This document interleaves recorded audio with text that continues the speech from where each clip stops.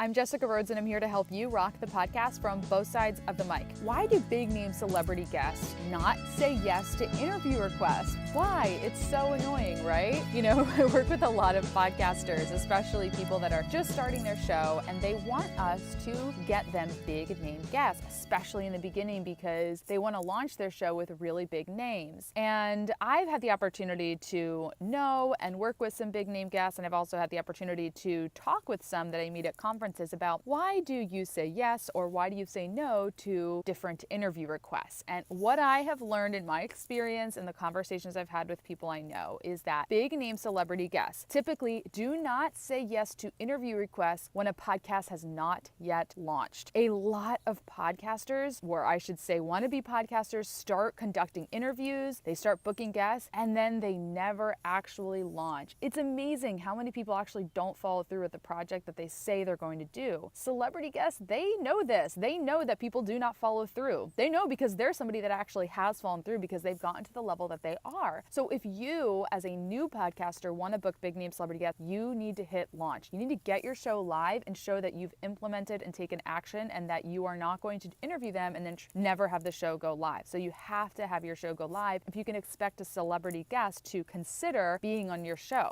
And the other reason that big name celebrity guests often don't say yes to requests is that your show has no audience. It has no following, or it has a very small following. And as much as I teach people that audience size doesn't matter, for a big name celebrity guest that is getting hundreds of interview requests a month, sometimes hundreds of interview requests a week, they have to carefully choose which ones they say yes to. They literally cannot, they don't have the time in the day to say yes to everyone who wants to interview them. So when it comes down to, they're going to say yes to the shows that have likely been on the longest, shows that have the longest track record of consistent published shows, and podcasts that have the biggest audience because they'll get kind of the biggest bang for their buck. They'll get in front of more people in a smaller amount of time. It's just the reality of the situation. If you want big name guests, you've got to publish your show, you've got to get it live, you have to grow an audience and be a consistent publisher. You've got to consistently publish episodes and work towards those big name guests if that's what you want. If you want to work with us at Interview Connections, we can help you book great guests for your show, and I can advise you on what guests are going to be best for your podcast because it's not always about the celebrities. Go to interviewconnections.com. Just click on the button at the top of the page that says